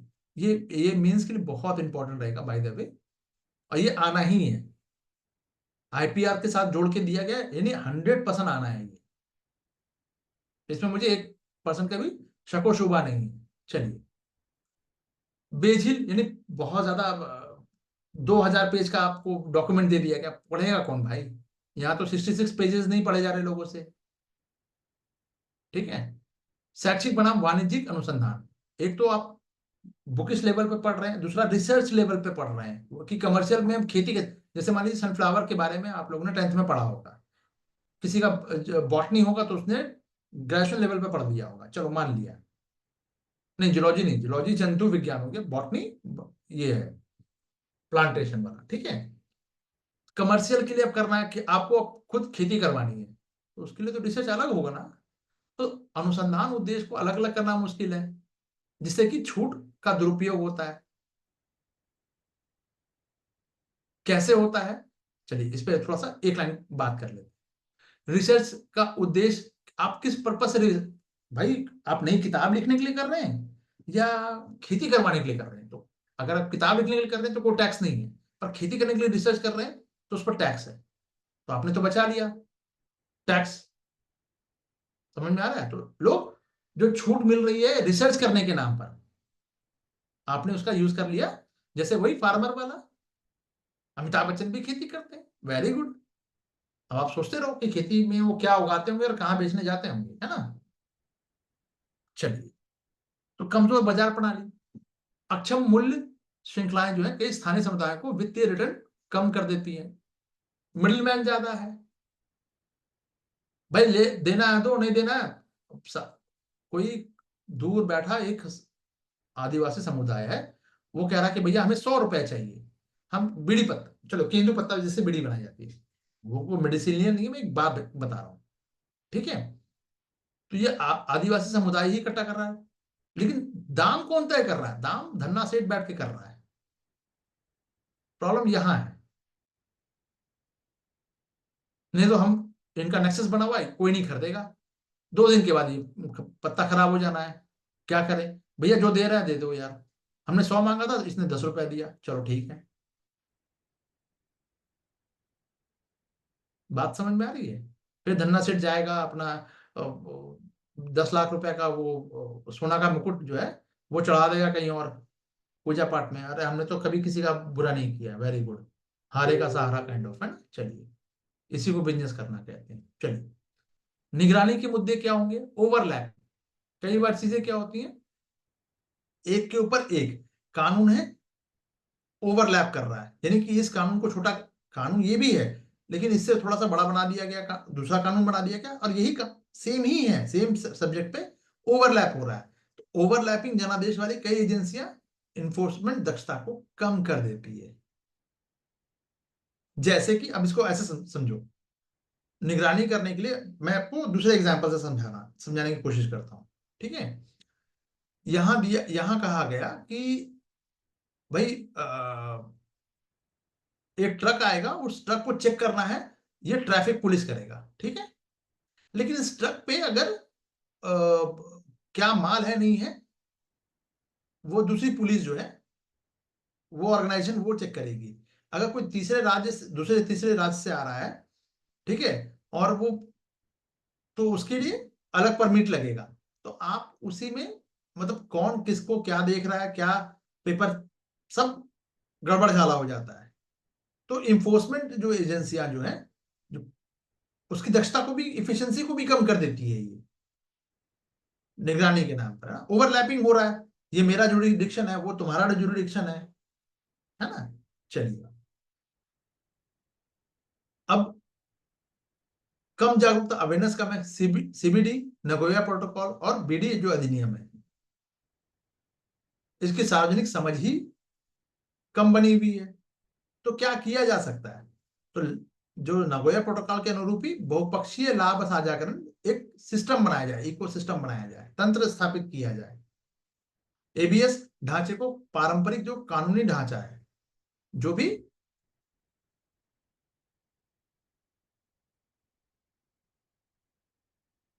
एबीएस का जो ढांचे में पारंपरिक जो जो भी ट्रेडिशनल का जो लॉस हैं, उसको कम से कम ट्रेडिशनल लॉ को हम कानूनी जामा पहनाया जा सकता है। अभी तक ये हुआ नहीं है। जब आप ट्रेडिशनल रूल को, नियम को आप वैल्यू देंगे, उसको अमली जामा, कानून की शक्ल देंगे। जैसे आप ऐसे समझिए, एक वो क्या नाम है, उनकी परंपरा थी विष्णु समाज की, ब्लैक बग को नहीं मारा जा सकता, ठीक है। शिकार तो हर जगह वर्जित है, लेकिन ब्लैक बग के लिए तो करना ही नहीं है। क्यों? क्योंकि वो उनकी ट्रेडिशनल मान्यता भी है। समझ में आ रही चीजें? तो आप उसको एम्पावर्ड कर सकते हैं। अब इतना एम्पावर्ड मत कर दीजिएगा कि फिर जेल से बैठ के समाज से चला जाए। ठीक है, क्लियर है? जो पीपल्स डाइवर्सिटी रजिस्टर्ड है, उसमें ट्रांसपेरेंसी और गति में सुधार के लिए डॉक्यूमेंटेशन जरूरी है, और डॉक्यूमेंटेशन भी कैसा होना चाहिए? डिजिटाइज होना चाहिए। भाई पेपर ऊपर का जमाना गया है ना। रिसर्च की बात करें हम, शैक्षिक लेवल पे, एजुकेशनल लेवल पे, या कमर्शियल रिसर्च करना है, वो दोनों को, इन दोनों के लिए अलग अलग नियम निर्धारित कीजिए। ये नहीं है, हमने ऊपर अभी चर्चा की है। आपने सनफ्लावर का मैंने एग्जाम्पल दिया आप लोगों को, है ना। चलिए, तो एनबीए, एसएसबी, बीएमसीएस को, ये तीनों जो अलग अलग काम जो ऑर्गेनाइजेशन है, स्टेट लेवल, ये नेशनल लेवल, ये स्टेट लेवल, ये लोकल लेवल, इंटीग्रेटेड करो, आपस में एक ही कर दो उनको। इंटीग्रेटेड नहीं है, अलग अलग राज्य में अलग अलग कानून है भाई, दिक्कत ये है।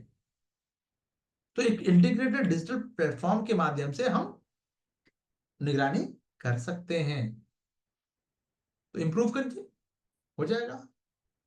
क्लियर है?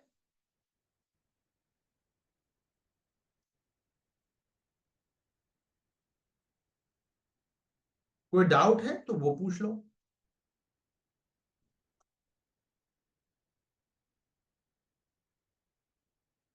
चलिए, आज का लास्ट टॉपिक है हमारा हिमालय पर्वत। मैं लास्ट इसलिए बोल दिया कि अब लोग आप, मुझे ऐसा इंट्यूशन आया कि अब आप लोगों की बैंड बज गई, अरे सर ये क्या, अभी फिर से एक और।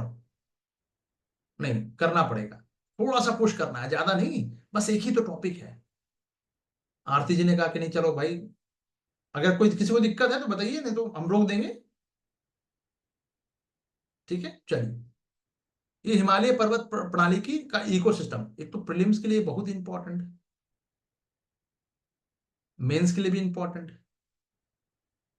तो पीएम हो गया, है ना।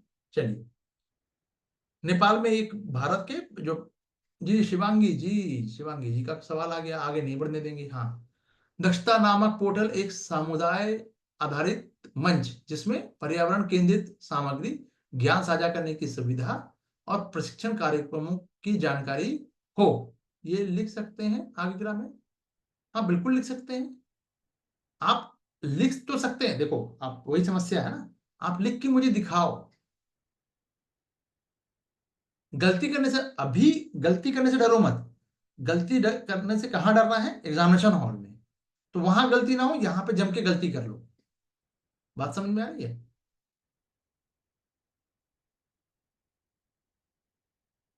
चलिए, वापस आते हैं इस टॉपिक पे, जो हिमालयन जो हमारा है प्रणाली, उसका इकोसिस्टम है क्या। तो इस हिमालयन को लेकर बेसिकली एक डायलॉग जो है, उसमें भारत ने भी, क्योंकि भारत में भी है, नेपाल में तो हिमालय का की चोटी है, पर भारत भी तो शेयर कर रहा है ना हिमालय को, और भी कंट्री कर रहे हैं। तो भारत के जो पर्यावरण, वन और जलवायु परिवर्तन मंत्री थे नेपाल में, एक आयोजित हुआ था कार्यक्रम काठमांडू में, नाम था उसका सागरमाला संवाद। इसमें भारत का प्रतिनिधित्व किया था हमारे इस मंत्री जी ने, ठीक है। और कहा कि भाई फोकस किस पे किया गया, कि जलवायु परिवर्तन और पर्वत और मानव का भविष्य, इस पे ये बेस था, विच इज बेस्ड ऑन, ठीक है, फोकस था इसमें बेसिकली, ठीक है। तो भाई भारत में पर्वतीय जो पारिस्थितिकी इकोसिस्टम जो है उनका, पर्वत का अलग होगा, मैदान का अलग होगा, है ना, पहाड़ का अलग होगा, नदियों के बीच का प्लेन का अलग होगा, ठीक है, डेल्टा वाला अलग होगा, जंगल का अलग होगा, अलग अलग क्लाइमेट का अलग अलग होगा, है ना। तो भारत ने पर्वतीय जो पारिस्थितिकी है पर वैश्विक कार्रवाई के लिए एक 5 बिंदुओं का आह्वान किया, 5 पॉइंट्स।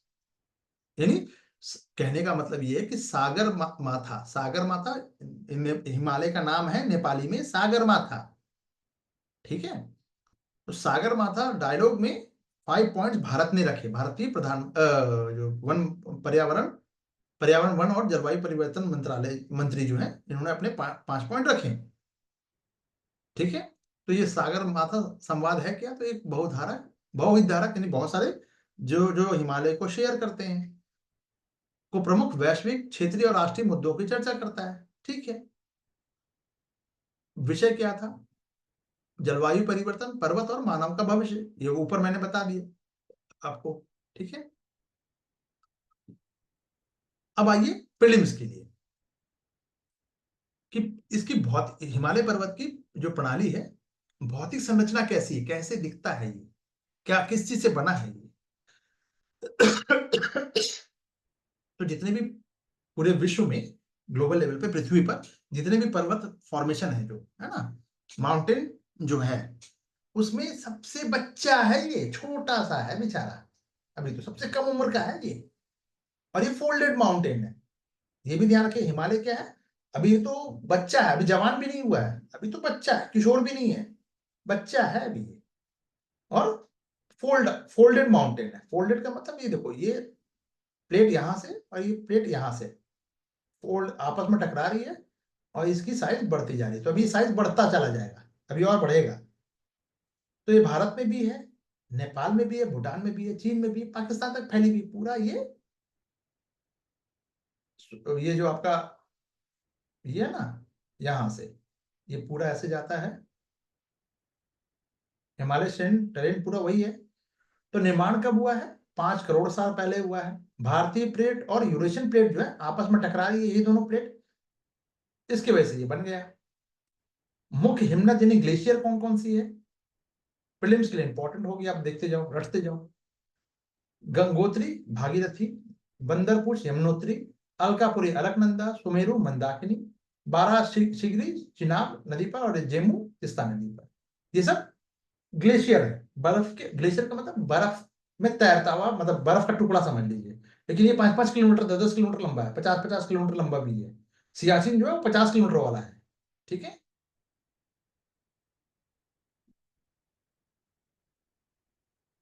तो अगर हम बात करें भारतीय राज्य कितने हैं इसमें, 12 शिगरी, ठीक तो है? हैं? क्या लिखा है? बंदर पूछा। ठीक है, क्लियर है। 12-13 राज्य हो गए टोटल। कहाँ कहाँ पे? लद्दाख, लद्दाख सब जगह, ठीक है। नॉर्थ ईस्ट के 7 स्टेट भी आ गए। वनस्पति की बात करें तो यहाँ पे हम वनस्पति एक समान नहीं पाई जाती। क्यों? क्योंकि हाइट कहीं पे ज्यादा है, कहीं पे कम है, एक जैसा तो है नहीं। तो ये हाइट कम है तो यहाँ पे ज्यादा हो, यहाँ की क्लाइमेट अलग है, यहाँ की क्लाइमेट अलग है, और यहाँ की क्लाइमेट बिल्कुल डिफरेंट होगी। तो पादभूमि, पादभूमि का मतलब जो शिखर है उसका पैर, पाद मतलब पैर होता है। तो पादभूमि में फुट जो हिल है, वो एरिया है, उष्णकटिबंधीय वन मिलेगा आपको। मध्य वाले में समशीतोष्ण, और ऊंचाई वाले पे अल्पाइन। अल्पाइन यानी पत्ते उत्ते एकदम सब बर्फ में ही दबे रहेंगे, है ना, ऐसा। इकोसिस्टम की बात करें तो भारत में दो जैव विविधता हॉटस्पॉट है, एक तो हिमालय और दूसरा है आपका इंडो बर्मा। ये कवर हो जाता है इसमें। अगर हम इस पूरे टरेन की बात करें, टरेन का मतलब हुआ पूरा, ये पूरा एक बड़ा सा एरिया है ना। उच्च प्रजाति समृद्धि है यहाँ पे। प्रजाति समृद्धि यानी बहुत सारे तरह तरह के जीव जंतु मिलेंगे, स्थानीय पौधे भी मिलेंगे, विशिष्ट जीव भी मिलेंगे, जैसे हिम तेंदुआ, लाल पांडा, ये सब पूछा है ना। पर एक हिमालयन नीली भेड़ नहीं पूछा है अभी तक यूपीएससी में, जहां तक मेरी जानकारी है। ठीक है। तो नीली भेड़ हो सकता है इस बार आ जाए, I am not confirm, but नीली भेड़ आ सकता है।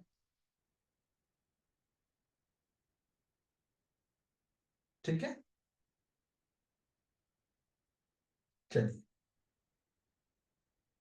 क्रायोस्फीयर की बात करें तो ये क्रायोस्फीयर पृथ्वी का तीसरा ध्रुव कहा जाता है, यानी ये जो नॉर्थ पोल है यहाँ पे, यहाँ साउथ पोल है ना। तो ये तीसरा ध्रुव कहा जाता है इसको। क्यों क्यों? क्योंकि आर्कटिक और अंटार्कटिका के बाद तीसरा सबसे बड़ा हिमनद भंडार, बर्फ का जमा हुआ जो भाग है ना, पानी जो है बर्फ के रूप में जमा हुआ है। तो ये इसीलिए इसको तीसरा ध्रुव कहा जाता है। और ये 10, गंगा, ब्रह्मपुत्र, सिंधु, यांसी है, जैसे 10 प्रमुख नदियों का सोर्स भी है, और 130 करोड़ लोगों को सहारा भी देता है, पानी का सोर्स है ना। जलवायु को रेगुलेट करने की और कार्बन भंडार के हिसाब से अगर बात करें तो हिमालय है, इसीलिए हिमालय हिमनद जो है दक्षिण पश्चिम मानसून को ये अट्रैक्ट करते हैं। अगर हिमालय नहीं होता, यूपीएससी ने पूछा है, तो क्या होता? तो जो मानसून की जो हवाएं हैं, हिमालय रोक रहा है यहाँ पे आके इनको, ये नहीं होता तो ये चली जाती, और चाइना वाली जो सर्द हवा है वो आके पूरा क्लाइमेट ही चेंज कर देती। फिर आज हम जो शोभा यात्रा निकाल रहे हैं वो नहीं निकाल रहे होते, ठंड का मजा नहीं, फिर गर्मी का वो होना फिर होता है ना। हर चीज चेंज हो जाती है हमारी, सारी चीजें। वन की बात करें तो 5.4 अरब टन कार्बन यहाँ स्टोर है। बर्फ और हिम के उच्च अल्बिडो जो है, देखो अल्बिडो भी पूछा है यूपीएससी में, रिफ्लेक्शन वाला, सूर्य के प्रकाश को परावर्तित करके पृथ्वी का तापमान को क्या करते हैं, कंट्रोल करते हैं। जितना ज्यादा बर्फ का शील्ड होगा, एल्बिडो क्या है, जो आ रहा है उसको वापस भेज दे रहा है, यही तो है एल्बिडो। और क्या है, तो लकड़ी और रेशा जैसे जैसे हिमालय बिच्छू, घास, बतूल, ये सब इकोनॉमिक के लिए हो गया। गुच्छी जैसे, देखो गुच्छी भी पूछा था यूपीएससी ने, जंगली मशरूम है, कुछ याद आया, मैंने गुच्छी पढ़ाया था, मैंने पढ़ाया था भाई, मेरे नोट्स में भी था, गुच्छी आया था, है ना। पर्यावरण बढ़ रहा है, और मैंने ये भी मेंशन किया कि देखो गुच्छी आएगा, आ गया, है ना। तो अनुमान है कि कम से कम 2025 तक 24 करोड़ पर्यटक आने का अनुमान है, यानी इकोनॉमिकली बहुत ज्यादा मिल रहा है हमें, उसका फायदा मिल रहा है। मतलब हाँ, सिर्फ भारत को नहीं, पाकिस्तान और नेपाल को भी, नेपाल सबसे ज्यादा प्रॉफिटेबल है इसमें, ठीक है। खतरा क्या है, क्योंकि वनों की कटाई हो रही है, तो कटाई से सबसे पहले आवास की हानि होती है। तो जो भी यानी आप घर तोड़ रहे हो उनका, ठीक है। हिमनदों का पिघलना, गर्मी आ गई तो भाई पीछे हट रहा है। गोल्फ जैसे, यानी केदारनाथ का जो आपदा जो हुआ था, बादल फट गया, है ना। अभी एक और है, वो एग्जांपल आप दे सकते हैं उत्तरकाशी का, है ना। जलवायु परिवर्तन की बात करें तो ये 2.5 या 2 से 5 गुना तेजी से गर्म हो रहा है। सूखा, सूखते झरने, बायोडायवर्सिटी की हानि हो रही है। जोशीमठ में आपने देखा लैंडस्लाइड हो गया, अति विकास के कारण ही हुआ है ना, जमीन धंस गई। बहुत सारी जो सिंधु बेसिन पे 115 से ज्यादा नदी परियोजनाएं इकोसिस्टम को खतरा पहुंचाएगी। तो ये सब हो गए इसके चैलेंजेस। खतरे क्या क्या है, थ्रेट क्या क्या है हिमालय को, किन किन एक्टिविटी से, ह्यूमन की एक्टिविटी से, ठीक है। तो 5 बिंदु की अगर हम बात करें, वो 5 बिंदु, वापस आ जाओ, तो ये 5 बिंदु का आप उदाहरण यहाँ पे आप दे सकते हैं कि भाई वैज्ञानिक सहयोग है, जलवायु को फ्लेक्सिबल रखना है। ये पूरी लाइन आएगी, पूरी लाइन पूरा मेंस में लिखना है आपको, कोई कटपुट नहीं करना है। समुदाय को इम्पावर करना, हरित वित्त की बात करें, यूएनएफसीसी और पेरिस समझौते के अनुरूप पर्याप्त जलवायु निधि है, ये फंड रेज करना है। ये भारत का नहीं, जो हमारे पर्यावरण, वन और जलवायु परिवर्तन मंत्री जो है, इन्होंने 5 बिंदु जो रखे थे सागरमाथा मंच में, ये वही 5 बिंदु है। तो ये हो सकता है यूपीएससी आपसे पूछ ले कि वो 5 बिंदु भारत, क्योंकि भारत का स्टैंड है ना। तो इस हिमालयन इकोसिस्टम की रक्षा के लिए कुछ इनिशिएटिव भी लिया है, भारत ने लिया है बिल्कुल। एक NMC करके, हिमनद निगरानी, बायोडायवर्सिटी और आपदा यानी डिजास्टर फ्लेक्सिबल, कह सकते हैं लचीलापन, ठीक है। प्रोजेक्ट स्नो लेपर्ड भी चलाया है इन्होंने 19 से 23 के बीच में।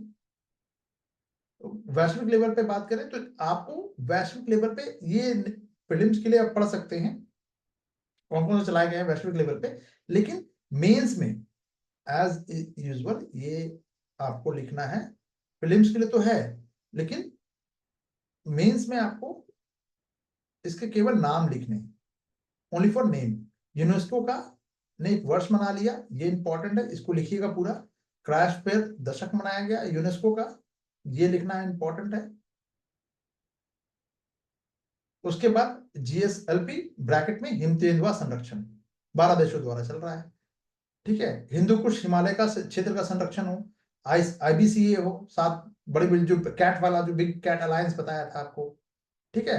आपदा तैयारी के लिए गोल्फ से निपटने के उपाय की बात हो गई, 7 बिग बताया तो था अभी, है ना।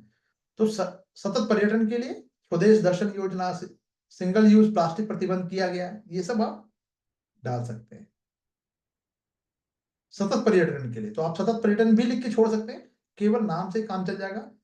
जैसे आपदा तैयारी, तो ये तो समझने के लिए हुआ, लेकिन आप गोल्फ से निपटने के उपाय लिख सकते हैं यहाँ पे।